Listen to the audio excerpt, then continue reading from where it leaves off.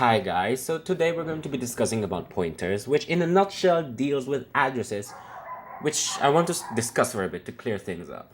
So you've already studied how to declare variables or maybe to ask the user for input that deals with addresses. So for example here, int var means to declare a location named var, which holds an integer value, and var equals 1 means to load that value into the memory location.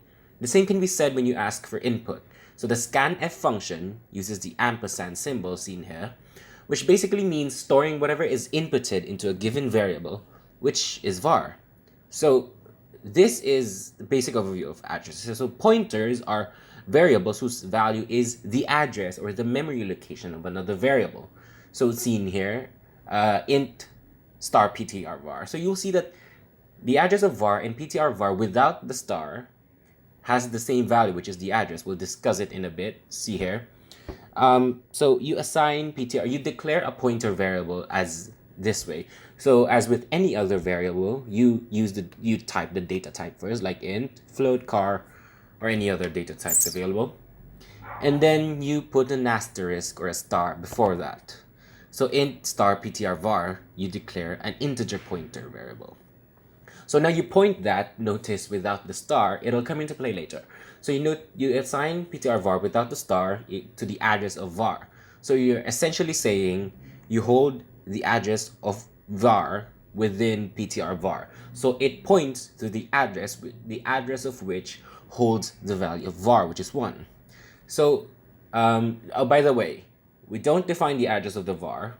The computer assigns it for us. We just allocate it via the data types we use. So again, we use star to dereference the pointer. When we're, like, for example, printing it, we use a star, which essentially means you access the value inside the memory address, like you see here.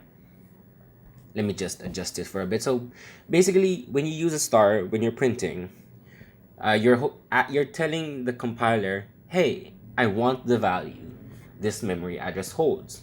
So you're accessing the memory address of var, which holds the value of 1, because we defined var equals 1, assigned it the value of 1, I mean. You can also use pointers to change the value of a variable without actually accessing that variable. So you can see at the the lower portion of this line of code, I assigned star ptr var equals 3, which means I want the value of var to be 3, but I don't want to use var. So var itself changes into 3. So that's a basic overview. So again, there are common mistakes when you assign a pointer to a variable. The first one is when you assign a pointer to a variable, not a variable address. The second one is you're assigning the dereferenced value of a pointer to the address of a variable. So numbers 3 and 4 are correct. The basic thing is you need to align your assignments. So ptr var without the address, without the star, I mean, should point to an address, while the star ptr var should point to a value. You'll get errors otherwise. Okay, let's put that to the test by answering some examples. So first, let's make it simple. We want to add two numbers using pointers. So again, when I want to access the value of a given variable using a pointer, I use the dereference value star. I use the dereference symbol, which is star, which coincidentally is also used in multiplication, but the compiler does the segregation. Yeah, it can differentiate between a multiplication and a dereferencing, so you have no problem with that. So again, so here we define our numbers fnum, snum, and now we declare our pointers, which is int pointer ptr. But oh, by the way, when you're declaring pointers, you have to make sure that for each pointer you want to declare, there should be a star before it. Otherwise, it's just going to be an integer variable in this context, I mean. So sum, as you can see, I defined it in the same line as ptr and qtr, but it's an integer variable, not a pointer. So here we are. Just gonna organize this a bit so we can see our code, so we can see our output better. So scanf. So we want to store whatever input it is in fnum.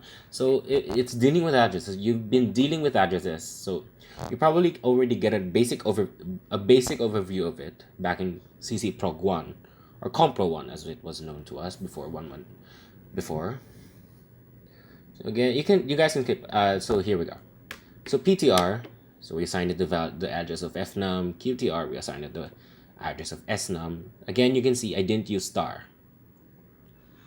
So yeah, for here, let's look at this. So sum equals the dereferenced value of PTR plus the dereferenced, the dereferenced value of PTR plus the dereferenced value of snum.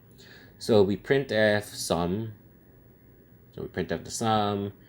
And as you can see, it's an integer function, an int function. And as with all functions with a return type, we have to type a return 0, or otherwise it'll give us warnings when we compile and run it. Now let's compile and run. Oops. Oh, it's a mistake. So that's a mistake on my part. So it's asterisk or star QTR. Let's try to compile it again. There we go. So first number, let me just organize it a bit. Let's do 10 maybe. Yeah, let's do 10. Then let's do 20. And there you have it. You can use pointers, the reference value in pointers, to add numbers. It seems like a bit redundant since you're using variables, but our second problem, which I'll discuss later. So it doesn't really make any sense right now, since what's the point of using pointers to add two numbers? Like, you can just use the variables, but when you're adding two numbers via a function, a void function, like it doesn't return anything, that's when it can come into play, which is our second problem later. But I want to just emphasize how important it is, how important the asterisk is. So let me just remove star for QTR and star for PTR. So what happens is, when you don't dereference a pointer, you're telling the compiler to add two addresses, which in this context doesn't really make any logical sense. You want to add the values within that memory location or address, not the addresses, which even outside this context wouldn't really make any sense. So we add them back, and we're done with this problem. Now we can move on to our second problem. Skip ahead. Now our second problem, we want to swap elements using call by reference. So our knowledge of functions comes into play here. Our knowledge of functions comes into play here. So we're going to be using avoid functions just to up things up a bit, give a bit of challenge. So int, let's define our elements, lm1, lm2, and lm3. Give me a moment. So print the value of the first element. You guys can skip on ahead. I'm just gonna organize the output for later, just so we have a clear understanding. So let me just copy and paste for the second and the third element. Print f values of. I'm also gonna show or output the values of LMs 1, 2, and 3 respectively before we swap them. So let's do that. Printf the element 1, just copy and paste, just change it up, and then let's compile it just to show it, just to make it more organized. So let's do 10, 20, and 30, I guess. Let me just organize it a bit so you can see the code. Let's do 10, 20, and 30, and there you go. Just to show how elements are swapped later on. So now we want to make our function, which is void, let's for example, void swap number. So notice how I'm using pointers as parameters, integer pointers as parameters. That will come into play later. So int temp, as you may have already known, swapping numbers, you need a temp variable or a dummy variable. Now let's do this. Okay. It's the standard procedure for swapping three numbers. So let's print again values after swapping, let's say. Alright, let's print a border first. So values after swapping, and then we're just gonna copy paste. Oh, by the way, that's a mistake. Okay. So values after swapping. Oh yeah, forgot to call the function itself. I'm sorry. Just add it in. Swap numbers. LM1, LM2, and LM3. Yeah, notice I'm using addresses, which lines up with the asterisk thing or the star thing. Oh yeah. So in working with functions, you have to first declare and implement the function itself before you can call it. Otherwise, it's gonna perform some logical errors. C is a procedural language, meaning it works top down. So it's a procedure, like a step by step. So again, let's compile it.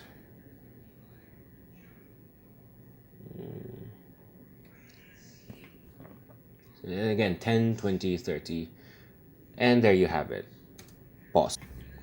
So you might have noticed earlier that my parameters were all addresses, but I discussed earlier that an asterisk was a dereferencer, meaning access the value itself. Also notice how when we're declaring pointers, I use an asterisk also. So for us, it kind of sounds a bit vague about what asterisks do, but the compiler can do it for us. Basically, when we're declaring a pointer, we use an asterisk to signify that it's a pointer. The compiler doesn't read it as a multiplication expression, and neither does it recognize it as a dereferencer because it's a pointer. You're declaring it for the first time. The same thing when you're doing it as a parameter. You're declaring x, y, and z as integer pointer parameters for the swap number function. So when I call it, I use addresses instead of actually just typing int x, y, z. I mean, I can swap it out. I can reverse the process. Like, for example, I want the parameters to stay as integer variables, but as integer parameters, but my variables are all pointers. So what I can do is star x, star y, star z, or star lm1, star lm2, star lm3. It works the same way. You don't need to really know the distinction. The compiler does it for you. That's what you do. The LMs 1, 2, and 3 itself gets swapped. Even though it's void, it gets swapped. It gets changed. So now our third problem, it's a bit difficult. So you want to show a function returning a pointer. So the function returns the larger value. So you're finding the larger value of two numbers, and then you return that via a pointer. So now we just define our function. I also made a small intentional mistake. I want you to notice which one it is, because that small mistake can make the difference between your code running and you having to scramble and panic about why it's not working. So now let's define our numbers, int num1, int num2. Let's both assign them to 0. And then we define a pointer result, which is what you'll get the value of. And now we do this. So skip ahead a bit. So print, print f. Let me just change.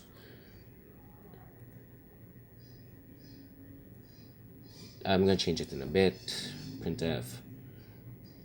First number, yeah, I'm gonna do scanf.